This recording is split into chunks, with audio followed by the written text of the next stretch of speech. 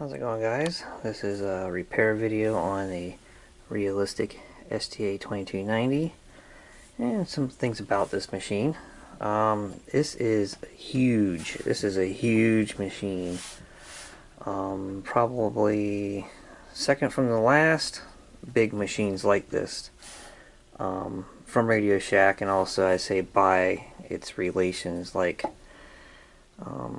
there was a, let's see, we had the 2300 probably after this one. Yeah, 2300, which was a dialed machine, and it was also huge.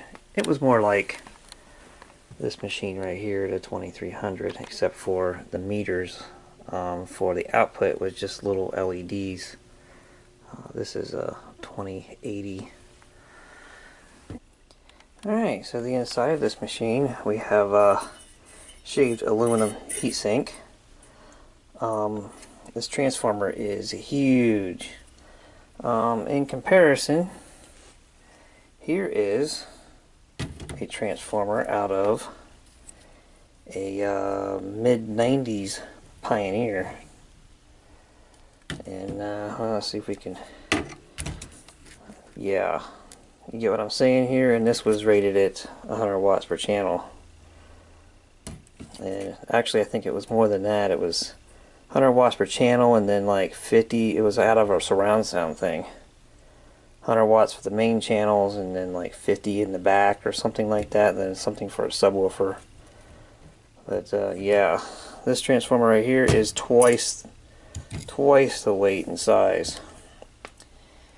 So I already diagnosed this machine, and with the problem with it being louder on one side than the other, and it is the preamp. It is the preamp and not the amp, because on this machine you have jumpers. See here, you can hook directly into here and pump a signal directly into the amplifier. Say like you use your phone or whatever, and you just turn your volume all the way down, plug into here, and you can use your phone completely to control the volume. And if you have equalizer settings on your phone, you can even adjust your bass and treble and things all from your phone, and it will bypass any of the front end of the machine. Or you can use the output from the front of the machine and pump your signal into a different amplifier and not use the amplifier that's in here. So anyway, I already plugged into here, and the sound output is perfectly even, and so it's not the amp, and it's just the front end of the machine. So that's where we gotta go look for. And more on this video is this seems to be a common problem with these. I've got on the internet and found posts with people with volume balancing issues with these machines. So hopefully those people will watch this, and maybe we can figure out something with it. I also like to note, I have the service manual for this. I actually found it in the comment section of a YouTube video. The guy kept saying that he was going to try to post it to Google or something, and I kept begging him to post it on Hi-Fi Engine, and he just wouldn't do it. And then all of a sudden one day I was just checking out 2290 videos, and he had a link in the comment section. So I downloaded it and then re-uploaded it on the Hi-Fi Engine. But I try to keep memorabilia and things like that of these machines too. This is like something out of a magazine, and then we have the front end, the ad out of the catalog. Each machine I put the ad on the front, so that way you get quick reference of what it is and things about it. Alright, so we'll first, I already took the top off of this like weeks ago. I got all the screws and stuff in here, but the preamp is in the bottom of the machine, so we're gonna have to flip it over, take the bottom off of it, and get some access to that preamp board. It could be transistors or op amps, I don't know. Given that the age of this machine, it could be either or. A few years newer, you'd almost bet on op amps. Alright, got the bottom off of this machine, and just like some of the others, just, you know, of this family here, there's some annoying things about them as far as serviceability. You end up with these like ribbon cables that are short. It makes it so that you can't lift things up and move it out of the way, and you can't unplug it, whereas the other family of these machines, you know, the other, you know, these machines, at least one end of the ribbon cable, it might be this end or that end or whatever, but one end of the ribbon cable does unplug so that every module will come out. There is, you know, some stuff like this going on in those where, you know, there's cable wrappings that may keep you from disconnecting something, but at the end of the day, generally on those, they're a lot easier to work with as far as being able to move things out of the way. Also, in the other machines, the other family, is all the boards are all facing the same direction. You know, whereas in these, they're good for like stacking boards. Good for stacking boards up, so it makes it hard to do things with them. They did do one thing here, it was kind of interesting, is that the whole amplifier module is able to come out. You can unplug it right here and take a couple screws out and the whole amp can come up out of it. You know, you got your right and left channels and then your heatsink with your FETs on it. So that's kind of neat. You know, but the rest of the machine is like, yeah, how can I get it to this kind of thing. Alright, so at any rate, we got the you know, preamp, you know, loose, and it doesn't use op amps, which, you know, the op amps would have been a lot easier. Just pop them out, throw some different ones in it, see what kind of thing, you know, what you get. Otherwise, there is about 8 transistors on here.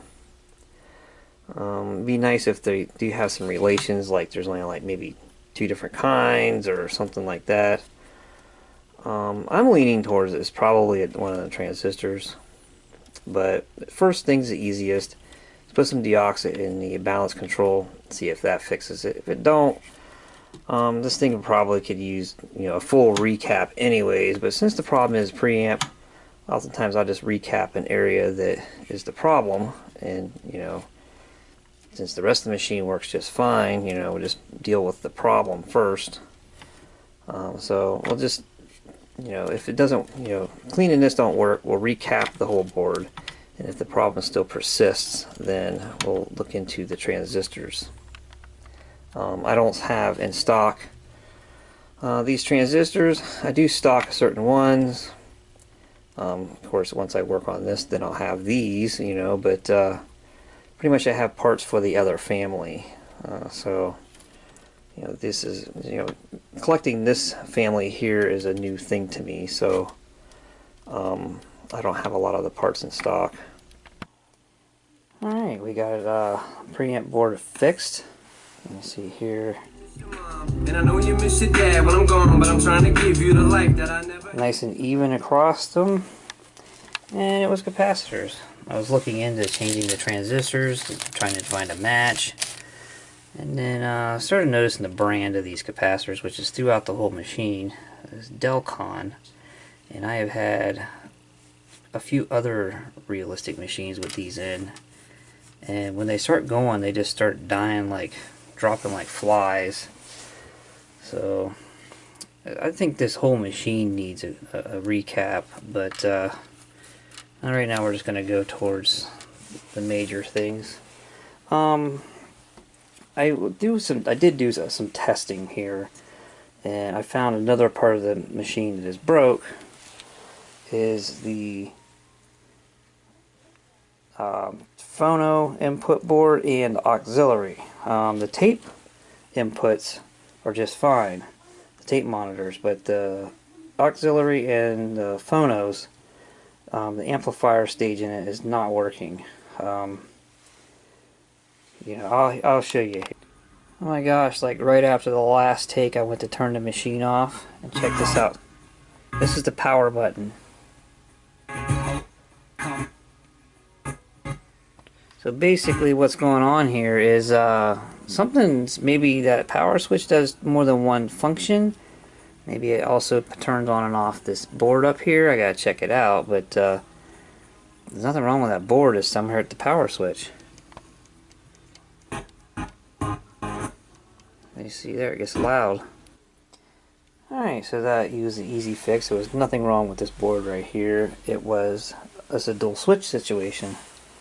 Whenever you switch it on and off, it also switches this right here. It's a little contact. Basically what it was is this right here was bent over here and it wasn't able to turn it on and off.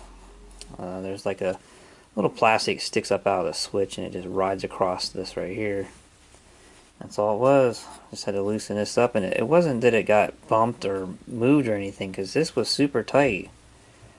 And it may have been like that forever. I don't know. This thing was super duper tight, so it wasn't anything that got jarred. Next thing up is that this idle current is like smoking. I mean, I'm assuming that's what it's got to be, because this thing is like, I guess these things are known to run warm, but at the same time, I mean, this is just crazy. I mean, you could heat a room with this thing. But I think I'm going to recap. I'm going to go ahead and pull this amp out here because it just unplugs. I just slide it up out and we'll recap it, check the idle current, things like that. And alright, we got the amp module out. Here's what she looks like.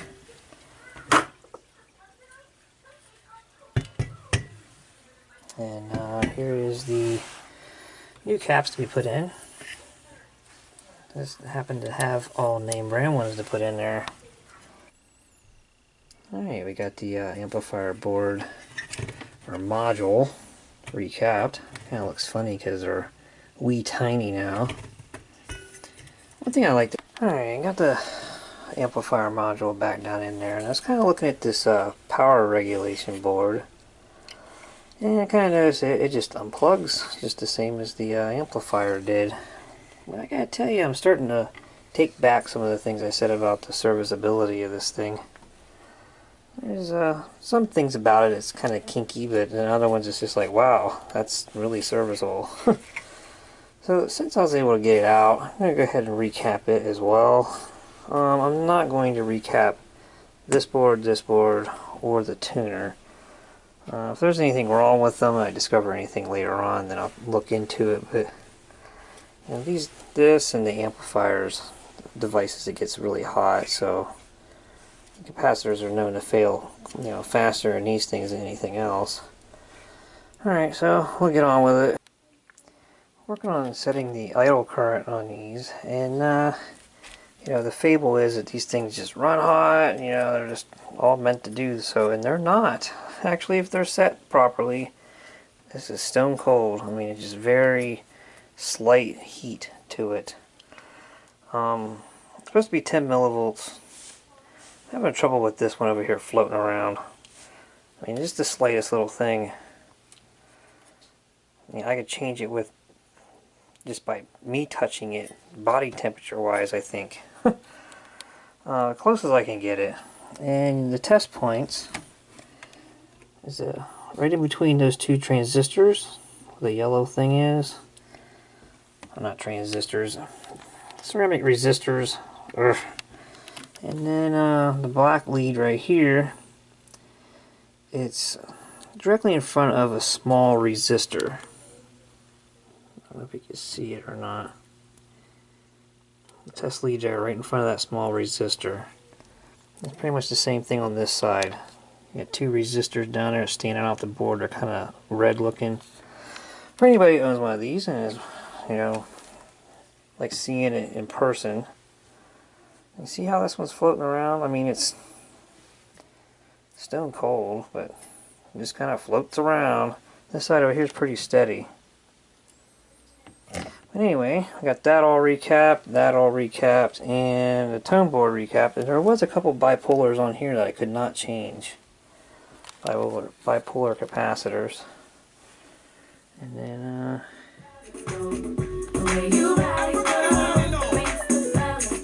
plays pretty decent. Let's see if we can go to the higher range. So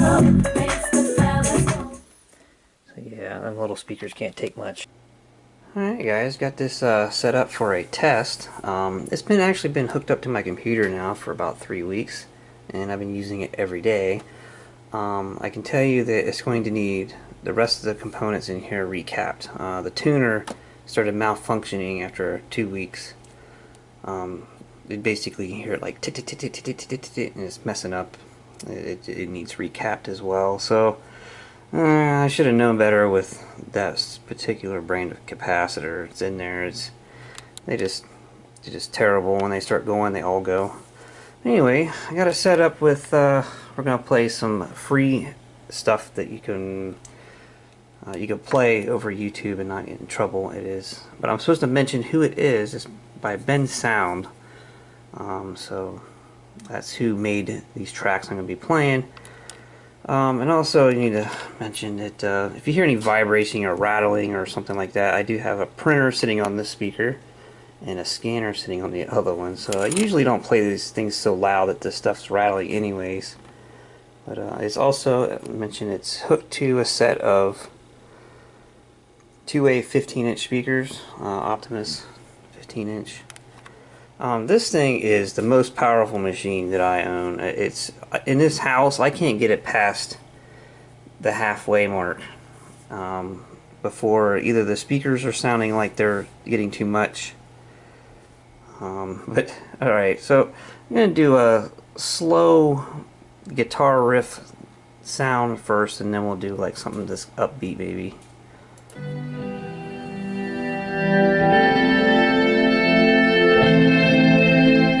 You can notice too like how much volume I'm going to be giving it versus what their meters are doing.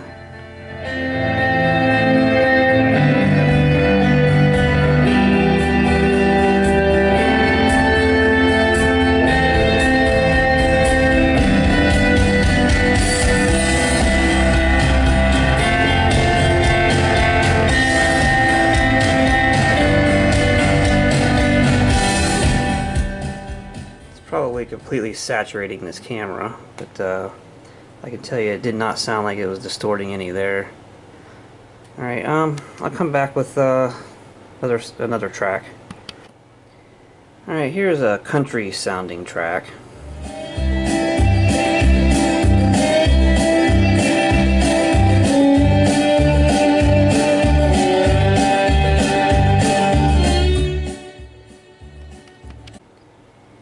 This track here is called Epic, so it kind of has like one of the movie kind of a.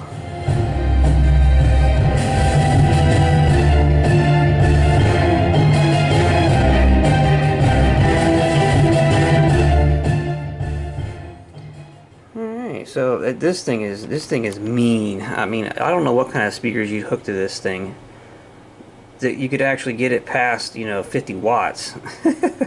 At least what it says is 50 watts. I'd have to say that yeah, the meters are probably accurate, and some of the newer ones after this probably didn't have accurate meters. Just guessing. This thing came from the era that things pretty much had to be what it was said to be, or somebody call them out on it. But yeah, I do have a lot of mid-range on here. If you notice some of my settings, basically these 2-way speakers, so the weak point with them is mid-range. But yeah, I'll probably recap this at some other point, as far as the tuner boards and stuff. But right now it's a good working amplifier, and I'll catch you guys later.